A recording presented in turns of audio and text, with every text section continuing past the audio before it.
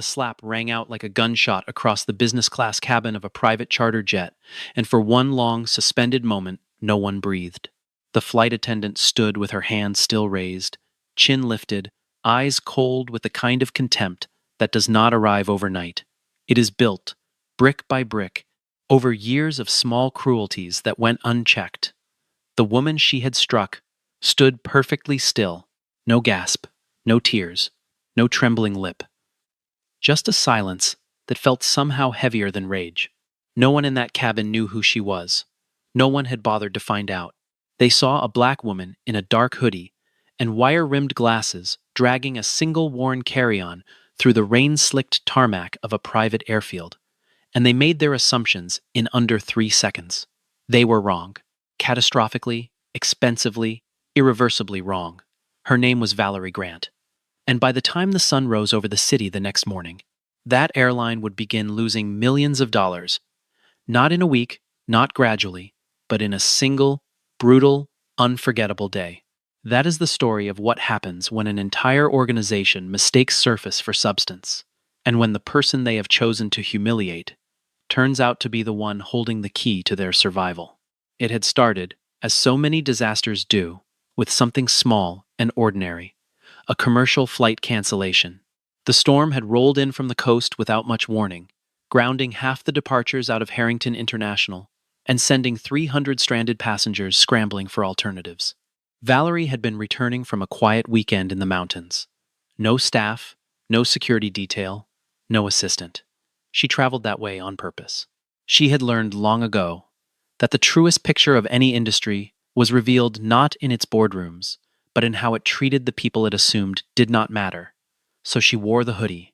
She kept the glasses. She pulled her own bag. She did not announce herself. She had spent enough time in rooms where her presence was announced before she arrived, to know that an announced arrival tells you nothing useful about the way things actually work. An unannounced arrival tells you everything. And when her commercial seat evaporated along with the rest of the evening's schedule, she called the charter service she had used before and booked a seat on the next available flight. A luxury jet operated under the banner of Crestline Aviation Group, a company whose quarterly reports she had been reading for 18 months. She had not told them who she was. She never did.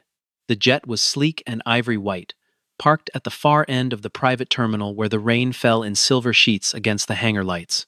Valerie crossed the tarmac alone, the wind pressing her hood flat against her forehead, and she climbed the short staircase into the cabin. It was the kind of aircraft designed to make passengers feel important. Wide leather seats, recessed amber lighting, the faint smell of cedar and new upholstery. 3 other passengers were already aboard. A middle-aged couple in matching resort wear who barely glanced up, and a man in a rumpled blazer with a glass of whiskey already sweating in his grip, his face flushed and loose in the way that meant the whiskey was not his first of the evening. The flight attendant met her at the top of the stairs. Her name badge read Miranda. She was polished, the way certain women who have trained themselves to perform pleasantness can be polished surface warmth, nothing beneath. Her eyes moved over Valerie in a single practice sweep, taking in the hoodie, the worn bag, the absence of jewelry or designer anything, and something in her expression cooled, like a thermostat quietly adjusting. She did not smile. She asked for Valerie's boarding confirmation in the clipped, measured tone of someone who has already decided the answer will be unsatisfactory. Valerie handed over her phone. The confirmation was there, full fare. Business class, confirmed. Miranda stared at it longer than was necessary. The man in the blazer looked over from his seat and offered a slow, theatrical grin. "You sure you're in the right place, sweetheart?" he said, his voice carrying the easy malice of a man who had never once been asked to justify himself. "I think the cleaning crew entrance is around the other side." The couple in the resort wear did not react. They were very focused on their mineral water. Valerie did not respond to the man. She looked at Miranda and waited. Miranda handed the phone back. "I'll need to verify this further," she said, as though the full-fare business-class digital booking confirmation had been hand-drawn in crayon. "Please wait here while I make a call." Valerie waited. 3 full minutes passed. The man in the blazer made a comment about overhead bin space and people who don't know what carry-on restrictions are. Miranda returned with the particular expression of someone who had expected to find a problem and was annoyed that she hadn't. "The booking appears to be in order," she said, and the word appears did a great deal of work in that sentence. She gestured toward the rear of the cabin. However, due to weight distribution, you'll need to be seated toward the back. Valerie looked at her. My booking is for seat 3A, she said quietly. I'd like to sit there, please. Miranda's expression shifted, something tightened around her jaw. Something flashed behind her eyes. She said, very softly, so only Valerie could hear. I would strongly suggest you not make this difficult. Valerie took one small step forward, not in threat, just in presence. My seat, she said again, is 3A. And then Miranda's hand moved. It was fast and thoughtless, the way only truly certain people act, people who have never imagined consequences. The crack of the slap echoed off the cabin walls. The man in the blazer made a sound. The couple in the resort wear both went rigid. The amber lighting hummed. Valerie's glasses shifted on her face. She reached up, straightened them, and looked at Miranda with an expression that was not anger. It was something much quieter and much more dangerous. You just made, she said, her voice barely above a murmur, the most expensive mistake of your career. Miranda did not apologize. She did not even flinch. She told Valerie, with the calm authority of someone who has never been wrong before, that the flight would be departing shortly, and that any further disruption would result in Valerie being removed from the aircraft. One of the other passengers had their phone out. The camera light was a small white star in the amber-lit cabin. Valerie noticed it. She said nothing. She moved to the rear of the cabin, as instructed, and she sat. She folded her hands in her lap. She did not look at Miranda again. For the duration of the boarding process and pre-flight checks, Miranda ran the cabin as though nothing had happened, offering the man in the blazer a second drink with a smile that Valerie could see even from the back, delivering the couple their requested sparkling water with a practiced warmth that had been entirely absent when she'd looked at Valerie. The pilot came through once, and Valerie watched him exchange a brief word with Miranda near the cockpit door. His expression did not change. He did not come to the back of the cabin. Whatever Miranda had told him, it had been enough. The man in the blazer called out from his seat, not to anyone in particular, but clearly audible to everyone, that the service on this airline was exceptional and that the crew knew how to run a proper aircraft. He said this while looking at the back of the cabin, where Valerie sat, the joke completed only by the direction of his gaze. Miranda laughed.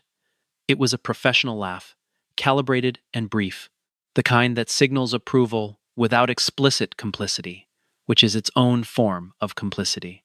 The couple in the resort wear exchanged a glance that communicated something between mild discomfort and the decision not to engage, which is the choice that most people in most situations make, and which is how most situations of this kind are permitted to continue. The indignities continued in the small, surgical way that certain people have perfected, ways that leave no fingerprint. When the pre-flight snack service came, Miranda reached past Valerie with the tray and set it on the empty seat beside her without making eye contact, as though Valerie were a piece of furniture around which normal service had to navigate. The man in the blazer was offered warm nuts in a ceramic ramekin with a set of silver tongs. Valerie got a wrapped pack of crackers slid across the armrest without a word. She ate nothing. She watched the city lights below as the jet lifted into the black sky, and she breathed slowly, and she thought. Near the front of the cabin, a young flight attendant named Elena watched all of this from the galley entry with the particular discomfort of someone who knows something is wrong but has not yet found the language for it. She had been with Crestline for 14 months. She was 24 years old. She had spent those 14 months learning to defer to Miranda, who had been with the company for 9 years, and carried herself accordingly. But something about the woman in the back of the cabin was pressing at the edge of Elena's memory with quiet insistence. She had seen that face before. She was almost certain of it. Not in person somewhere else. Somewhere printed, or on a screen, the kind of face attached to a headline. Elena kept glancing back. The passenger sat perfectly still, with her hands folded and her gaze on the window, and there was something in the quality of that stillness that did not belong to someone who had simply accepted being humiliated. It was the stillness of someone who was deciding something. Elena moved quietly to the galley and pulled up the tablet that held the flight's passenger manifest and VIP roster. She scrolled to the confirmed bookings for this charter, and then she found the name. And then she went very, very cold. She read it twice. She looked across the cabin at the woman in the dark hoodie. She read it a third time. The name on the manifest linked, per the VIP flag in the system, to a profile she recognized. A profile she had absolutely seen before was Valerie Grant. The photograph matched. She was nearly certain now. She opened the company's internal investor portal on the tablet, the one she had access to only because Miranda had once used her login and never logged out, and she searched the name. The results loaded slowly, the jet's satellite connection flickering over weather. What came back made Elena set the tablet down on the galley counter and press both palms flat against the cool surface to steady herself. Valerie Grant had not always been the woman the world would later write about in the present tense, as though her success had always been inevitable, as though it had arrived pre-assembled. She had grown up in a part of the city where the word opportunity was used mostly in its absence, its conspicuous, aching absence, the way you notice a sound most clearly when it stops. Her mother had worked double shifts at a medical laundry facility for 22 years. Her father had left before she was old enough to form the memory clearly. She had attended public schools that ran short on textbooks by October and long on ambition by necessity, and she had been the kind of student that certain teachers quietly fast-tracked and certain others quietly resented, and she had learned to read both impulses and use them. She had gotten into college on a scholarship that required she maintain a 4-point grade average in a program that had failed to retain a single black woman in its engineering track for the prior 6 years. She had maintained it. She had graduated. She had entered the technology sector at a moment when it was largely uninterested in people who looked like her, and she had decided that the surest way to change that was not to ask permission, but to become, quietly and strategically, one of its owners. Her company, Grant Tech Solutions, had begun in a 3-room rented office with a team of 4, all of them sleeping on air mattresses behind their monitors in the first year, because none of them could afford to do anything else. They had built an artificial intelligence infrastructure platform that nobody wanted until suddenly everyone did, the way it goes with ideas that are right before their moment. By year 4, they were profitable. By year 6, they were large. By year 9, Valerie had taken the company public and appeared, briefly and without fanfare, on a list of self-made billionaires published in a financial magazine she had been too busy to read. She did not celebrate. She reinvested.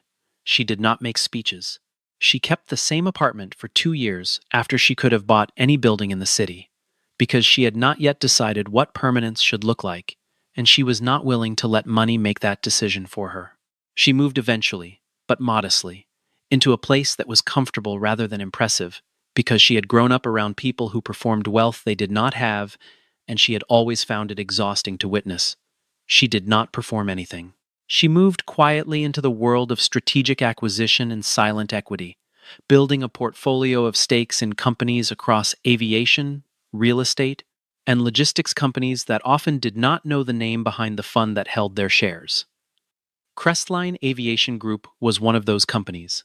Valerie owned 11% of its outstanding equity through a holding vehicle that appeared on no press release, no executive bio, no investor relations page. She had been in quiet negotiations with the Crestline board for 7 months, preparing to lead a rescue investment of $240 million that would keep the airline solvent through a restructuring it desperately needed. The signing had been scheduled for 9 o'clock the following morning. She had not planned to be a passenger on one of their jets tonight. She had not planned for any of this. But she had learned something a long time ago about the gap between what a company says it values and what it actually does when it believes no one important is watching. She was always watching. And now, sitting in the back of a cabin that smelled of cedar and cruelty, watching the lights of the city below grow larger as the jet began its descent, she understood, with perfect, unhurried clarity, exactly what she was going to do. She reached into the front pocket of her hoodie. She found her phone. She opened her contacts to the name of her lead counsel, Marcus Webb, and she typed a single message, 4 words. He would know what they meant. He had been waiting for them, on some level, since the deal had begun. She put the phone back in her pocket and folded her hands again and looked out the window as the wheels lowered and the runway lights came rushing up to meet them. The jet touched down at 11:47 in the evening. Miranda stood by the forward exit as the passengers deplaned.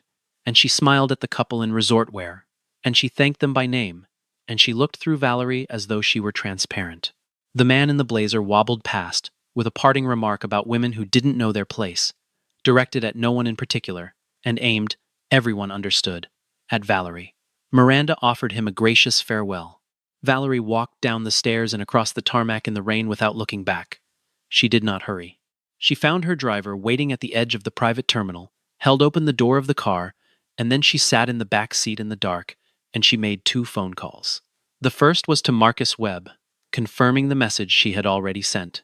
The second was to her assistant, a capable and unflappable woman named Joanne, who picked up on the first ring at midnight the way she always did. "Cancel the 9 o'clock," Valerie said. "All of it. Issue a formal withdrawal of the offer by 3 a.m. Standard language, no explanation." Joanne asked no questions. She never did. That was why Valerie trusted her absolutely. Inside the jet, as the ground crew began their post-flight procedures, Elena stood in the galley with the company tablet in her hands and a sick feeling spreading from her chest outward into her limbs. She had found Valerie's investor profile in the system. She had confirmed what she suspected. She had knocked on the cockpit door and told the pilot what she believed.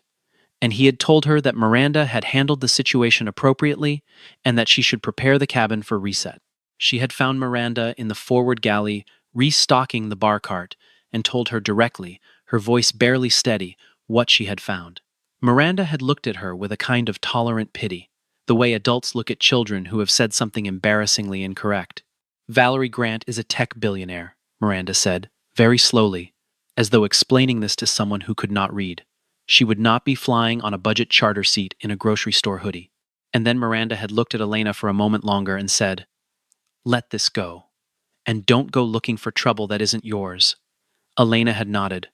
She had walked to the back of the cabin. She had sat in the last row for a long time, in the dark with the tablet in her lap.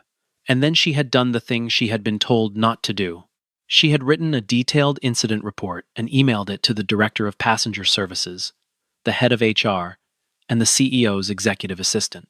She had attached the investor profile. She had attached the flight manifest. She had time-stamped everything. She had sent it at 12:34 in the morning, and then she had sat very still, the way a person sits after they have done something they cannot take back, and she had breathed.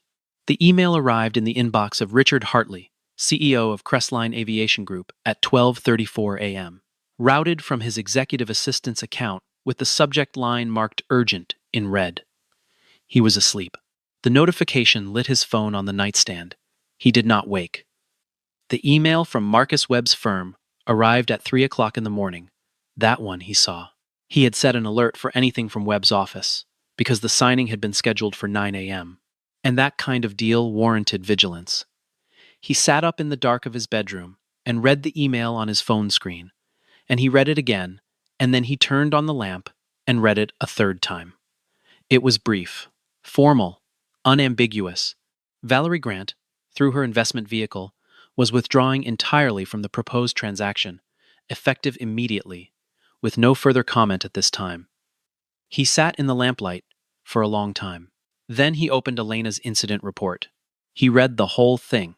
He looked at the attached investor profile. He sat with his phone in his hands in a bedroom that cost more per month than most people made in a year, and he felt the specific, nauseating vertigo of someone who has just realized that the ground beneath them has been eroding for a long time and has chosen tonight to finally give way. By 5:30 in the morning, Richard had been on the phone for over an hour with the board chair, the general counsel, and the head of investor relations. By 6 o'clock, 3 board members had been pulled out of their beds and their sleep. By 6:45, someone in IR with an unfortunate instinct for connectivity had mentioned to their assistant that there might be a development with the morning's planned announcement, and that assistant had mentioned it to a contact at a financial news service.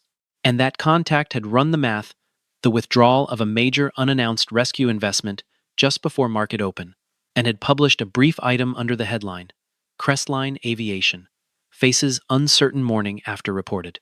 Investor withdrawal at 7:03 a.m., sourced only to unnamed industry contacts, which in financial news is sometimes enough. The item was 4 paragraphs long and restrained in its language. But the language of financial journalism does not need to be dramatic to be devastating. The facts themselves carry the weight, and the facts here were stark.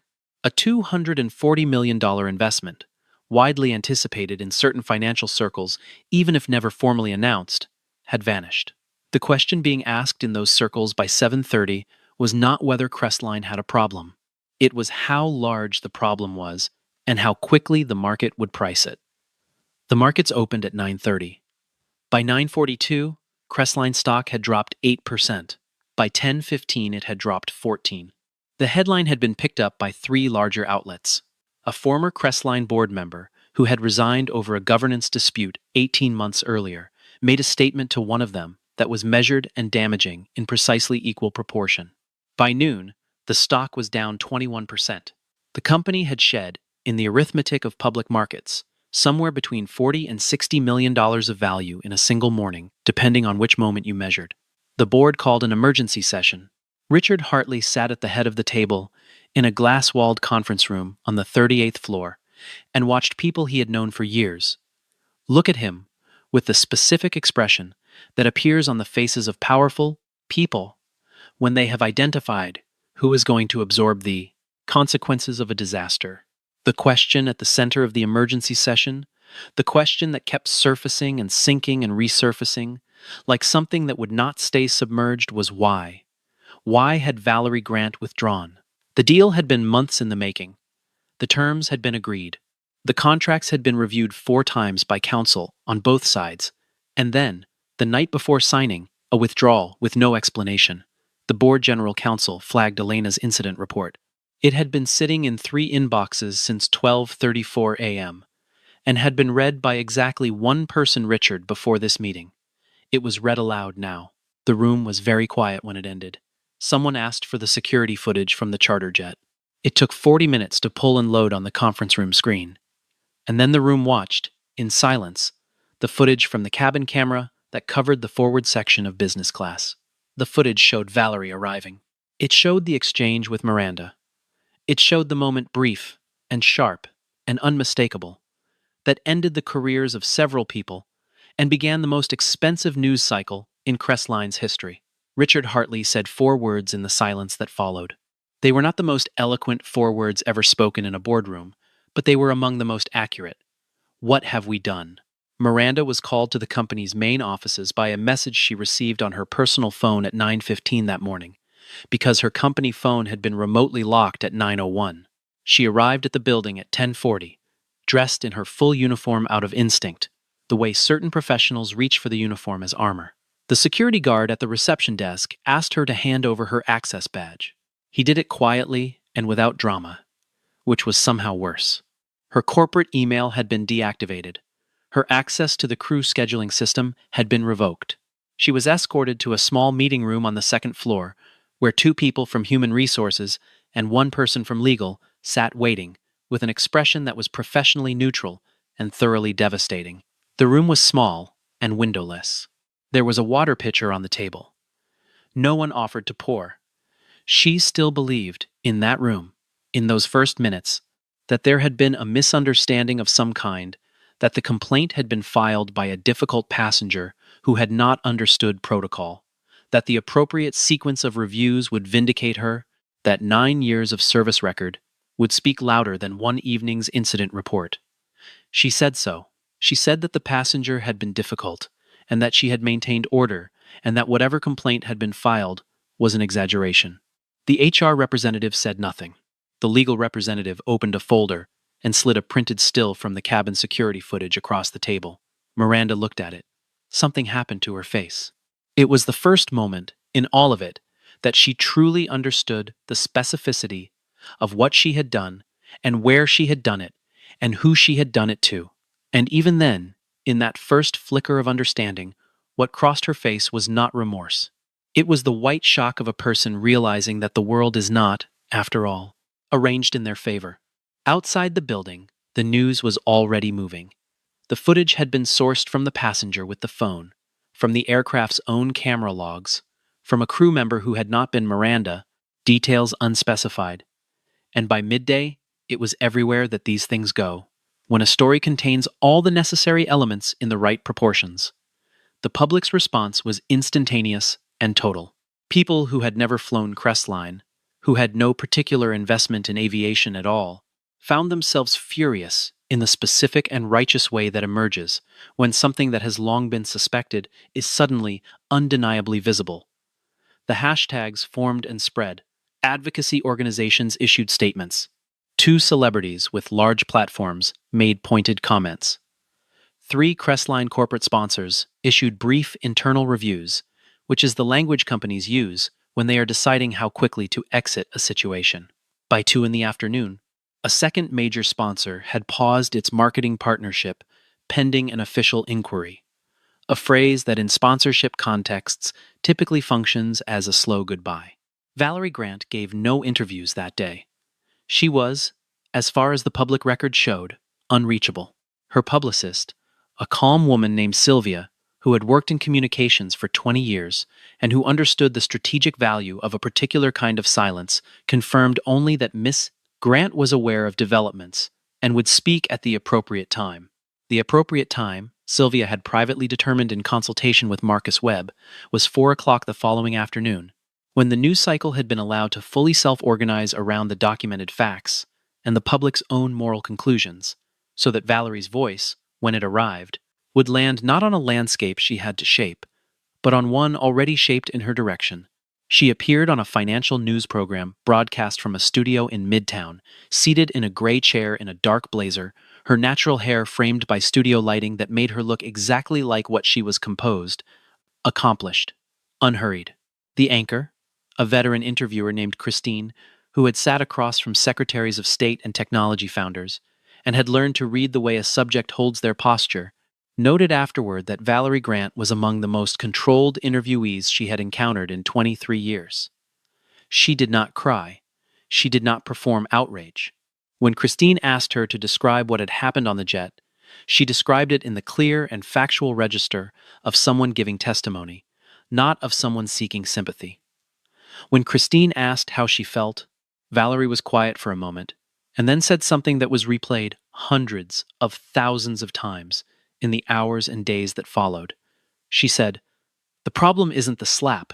The slap is just what made this visible.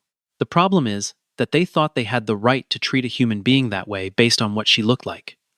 That's not a Crestline problem. That's everywhere. I just happened to be in a position to make it legible." Christine asked whether she would reconsider her investment in Crestline given the company's response. Valerie said that she had withdrawn her offer and did not plan to return. She said that she intended to invest that capital, and more, in a new partnership with a smaller regional airline that had approached her the prior year with what she described as a genuine commitment to building an equitable service culture from the ground up. She named the airline. Its stock, which was small and had received almost no coverage that week, increased by over 30% in after-hours trading. She said that among her conditions for the investment would be a comprehensive revision of hiring, training, and conduct protocols, not as a corrective measure, but as a foundational requirement. She said that respectful service should not be something that passengers had to earn by proving their net worth. The interview ended. The clip moved through every corner of the public conversation. The anchor would later say it was the clearest interview she had conducted in 3 years. What followed for Crestline was not a single event, but a sequence, the kind of unraveling that begins at one thread and continues until the whole structure has revealed its true composition. The CEO resigned, submitting a letter that spoke of wanting to spend time with his family, which is the language of men who have not been given a choice. The board commissioned an external audit of company culture and service practices, a decision taken not out of genuine moral commitment, but out of the arithmetic of liability, which sometimes produces the same actions even from different motivations. 3 members of the flight crew from that evening were placed on administrative suspension pending investigation, including Miranda, who had already been suspended since the morning after her meeting with HR. Crestline's 3 largest institutional investors filed requests for emergency board briefings, the specific kind of request that means, "Explain to us why we should not sell." 2 of them sold anyway. Advertising partners began their own quiet evaluations. A national consumer advocacy organization published an open letter calling for an independent investigation into Crestline's service discrimination practices, citing 3 previously documented incidents over the prior 4 years that had been resolved internally and without public acknowledgement. Those prior incidents, now suddenly visible in the light of this one, added a dimension to the story that the company's communications team had no prepared answer for. Every statement they released was parsed against those incidents and found to be insufficient. The company went quiet. Quiet, in a crisis, reads as guilt, whether it is or not. Miranda had stopped going outside by the end of the week. Not from any formal instruction, but from the simple fact that her face was now recognizable to people in a way it had never been before and would not stop being for a long time. She had not anticipated that. She had not anticipated most of what followed, because most of what followed depended on a premise.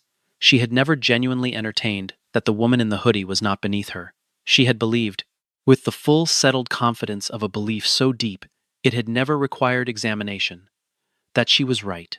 She had believed she was right on the plane, and she had believed it in the HR meeting, and she had believed it in a diminishing, increasingly desperate way through the first 48 hours of public attention, and now, at the end of the week, she sat in her apartment and watched the interview on her phone, and felt that belief, which had functioned for so long as the floor beneath her life, drop away from under her entirely.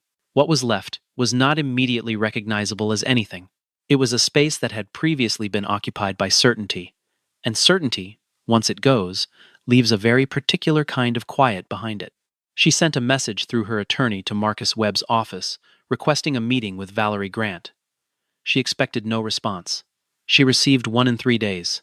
Yes, 1 hour. Time and location to be confirmed.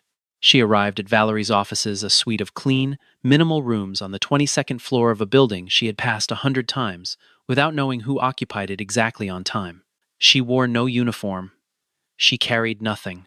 She had spent 3 days rehearsing what she wanted to say, and had discarded all of it on the elevator ride up because none of it felt like the truth, in the way the truth needed to be told to a person who had already seen through everything false. An assistant led her to a small conference room. Valerie was already seated, a cup of coffee in front of her phone face down on the table, her attention fully given to the space in a way that Miranda found, irrationally, almost worse than coldness would have been. It was too complete, too present. Miranda sat. She looked at her hands. She said that she was sorry. She said she did not know who Valerie was. She said it as though that were a mitigating factor, the way she had rehearsed it, because it was the only frame of absolution she had been able to construct, and it failed immediately. She could see it failing as she said it, could see from Valerie's expression that the words were landing in exactly the wrong place, and she felt the argument collapse beneath her the way the floor had collapsed before it. Valerie did not raise her voice. She set down her coffee. She looked at Miranda for a moment, in the way that a person looks at something they have spent a long time thinking about and are now finally seeing clearly. "That's it," she said. "That's the exact thing. You didn't know who I was. That's your explanation. That's the part you think helps your case." She paused. "You think respect is something people have to qualify for? That it depends on what they can prove about themselves before you decide whether they deserve it?" Miranda opened her mouth, closed it. "I grew up," Valerie continued, "having the same look you gave me from the moment I walked up those stairs, having it from teachers and managers and interviewers and loan officers, my entire life. Not because of anything I had done, because of what I looked like, and what they assumed that meant about who I was." She was quiet for a moment, and in that quiet, the room seemed to contract slightly, the air between the two women carrying a weight that was not hostility exactly, but something more complicated, the weight of every version of this moment that had happened before it, and been swallowed without consequence. "I have sat in rooms," Valerie said, "where I was the only person who looked like me, and I have watched people decide in the first 30 seconds who I was and what I was worth to them. I have walked into job interviews and seen the flicker, just a moment of surprise, on the face of an interviewer who had read my resume and formed a picture in their head that I did not match. I have had colleagues explain to me, slowly and carefully, concepts I had developed. I have had my ideas credited to other people in rooms full of people who knew the ideas were mine, and I absorbed all of it, because I had to. Because the alternative to push back, to name it, to require people to see what they were doing carried costs I could not always afford. She stopped, looked at Miranda steadily. You thought you could treat me the way you did because you had decided who I was. And you were not worried about being wrong. That's the thing. You were not even a little worried about being wrong. Miranda was crying. The tears had arrived without announcement sometime during the pause, and she had not stopped them because she did not have the presence of mind to perform composure anymore. Valerie watched her without any particular expression. She was not unmoved. But she was also not. She had decided long before this meeting, going to perform a forgiveness she had not yet fully arrived at, simply because it would make this moment easier for Miranda to survive. Can you forgive me? Miranda asked. It came out broken in the middle, the words not quite fitting together the way they did in her head. Valerie was quiet for a long time. I don't know, she said at last. That's an honest answer. I don't know yet. What I know is that what you do next is more important than what I decide. She stood. The meeting was over. Miranda stayed in her chair for a moment after Valerie left the room, the way a person stays seated after everyone else has gone, because movement has not yet reassembled itself into a coherent possibility. Then she stood. She walked to the elevator. She rode down 22 floors in silence. She stepped out into the lobby and through the revolving door and into the ordinary afternoon of a city that did not know or care that she was there. And for the first time in her adult life, that anonymity felt not like a gift but like a sentence. Valerie did not return to the Crestline deal.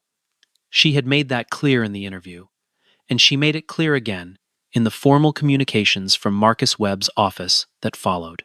What she did, instead, was move quickly on the partnership she had mentioned, Alder Regional, a mid-sized airline that had approached her the prior year and had spent 14 months proving, in small and documented ways, that its stated values were not purely decorative. She had visited Alder's operations 3 times incognito, the way she visited everything that mattered to her before she committed capital to it. She had flown their routes in ordinary coach seats.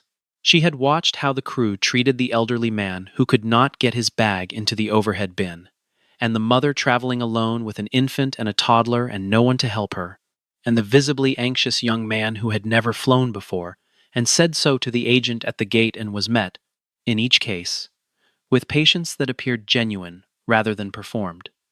It was the simplest possible standard. Treat people like people. It seemed, from the evidence she had gathered across the aviation industry, to be remarkably rare in its consistent application. Alder applied it consistently. She signed the first tranche of her investment in a conference room in Alder's headquarters, a building that was notably less glass-walled and notably more functional than Crestline's, and she signed it not as a silent stakeholder, but as a visible one. She attached conditions to the capital that had never before been attached to an airline investment in quite this form: mandatory ongoing training in dignified service, internal reporting structures for discrimination complaints that bypassed direct management chains, quarterly third-party audits of cabin conduct, and a compensation model that tied senior bonuses to passenger dignity metrics collected in anonymous surveys. Her legal team had spent 3 weeks building the contractual architecture. She had reviewed every clause herself. Elena received a call 4 weeks after the night on the jet. It came from a number she did not recognize, and she almost did not answer it. The voice that greeted her was warm and direct and belonged to Joanne, Valerie's assistant, who explained briefly and without fanfare that Miss Grant had an opening for a director of passenger experience on the newly structured Alder partnership team, and that Miss Grant had specifically identified Elena as a candidate she would like to speak with. The interview took place a week later. It lasted 40 minutes. Valerie asked her why she had sent the email at 12:34 in the morning, when she had been directly told not to. Elena thought about the question for a moment and said that she knew what she had seen was wrong, and she also knew that if she went to sleep without acting on that knowledge, she would wake up the next morning having become someone she did not want to be. Valerie nodded slowly. She asked no further questions on that topic. The offer came the following day. Elena accepted it in under an hour. The world moved on, the way it does not cleanly, not in resolution, but forward. Crestline stabilized, eventually, at a lower altitude. It found replacement financing at unfavorable terms, and began a restructuring that would take years and leave it considerably smaller. A new CEO arrived with a mandate for cultural reform and began the long, unglamorous work of attempting to change the actual texture of a large organization's behavior rather than its messaging, which are very different projects that are very frequently confused with each other. Miranda found work, eventually, in a role that had nothing to do with aviation, in a city different from the one she had lived in before. And whether the quiet that surrounded her new life was the quiet of accountability accepted or merely the quiet of consequence endured, remained, even to her, unclear on most mornings. Valerie continued to work. She gave occasional interviews and declined most. She expanded the conditions of her Alder partnership into what became, over the next 18 months, something of a model for how equity and dignity could be written into the operational DNA of a service company rather than left to the goodwill of individual employees. A foundation she had endowed the year prior to everything that had happened increased its scholarship program for first-generation engineering students by 60%. She spoke at the opening of a technology mentorship center in the neighborhood where she had grown up, and she stood at the podium in a dark blazer without notes and told the young people in the room something she had believed for a long time and had never quite said in public before. She said that power, real power, not the kind borrowed from a title or a uniform or a set of assumptions about who belongs where, but real power, the kind that stays when everything else is stripped away, comes from knowing exactly who you are, even when the room is doing its level best to make you doubt it. She said it takes most of your life to learn that. She said it is worth every year of the learning. She said that the quietest person in the room is very often the one paying the closest attention, and that the person paying the closest attention is very often the one who, at the moment that matters most, knows exactly what to do. She stepped back from the podium. The room came to its feet. Outside, the afternoon light moved across the face of a city that contained, as all cities do, every version of itself simultaneously, its cruelties and its recoveries, its blind certainties and its slow awakenings, its Mirandas and its Elenas and its Valeries, all of them going about the difficult, necessary, unfinished work of learning to see each other clearly. Valerie did not linger at the podium. She had never been comfortable with sustained applause, had never quite learned what to do with her hands during it. She found the edge of the stage and walked off it in the practical, unremarkable way she walked into every room simply, as herself, without ceremony or performance. In the hallway outside the auditorium, she found Joanne waiting with her coat and her bag and a coffee that was exactly the right temperature. They walked out through the building's back entrance, the way they always did, and into a quiet afternoon street where the car was waiting. Neither of them spoke for the first block. That was another thing Joanne had understood for years without being told. That the space after Valerie had spoken publicly was a space that needed to be respected, that she was always returning from somewhere far enough away, that she required a moment to make the transit back. The car moved through the city. Through the window, Valerie watched the streets go by the school, letting out across from a laundromat, the bodega with the hand-lettered sign in the window, the woman in a hospital uniform waiting at a bus stop with her eyes closed, and her head tilted slightly back, the practiced posture of someone who has learned to rest in whatever increments the day provides. Valerie watched her until the car turned the corner, and she was gone. She thought about the 10,000 women who never made it into the story, the ones who absorbed it and went back. She thought about what she owed them. She thought about what any of us owe to each other when we find ourselves, for whatever reason, in the position of being able to require the world to be different. She thought, do not waste it. Do not sit quietly in the power that cost you so much to build. Use it, carefully, precisely, in service of the clearest possible truth that every person who walks through a door deserves to be treated as a person, fully and without condition, before they have proven a single thing. That is not a radical idea. It is the oldest one there is. We simply keep forgetting it, and people keep paying the price of that forgetting, and every so often the world is reminded in terms it cannot ignore. She hoped this had been one of those times. She believed, with the measured, earned optimism of someone who has watched things change slowly, and understands what slow change actually looks like, that it was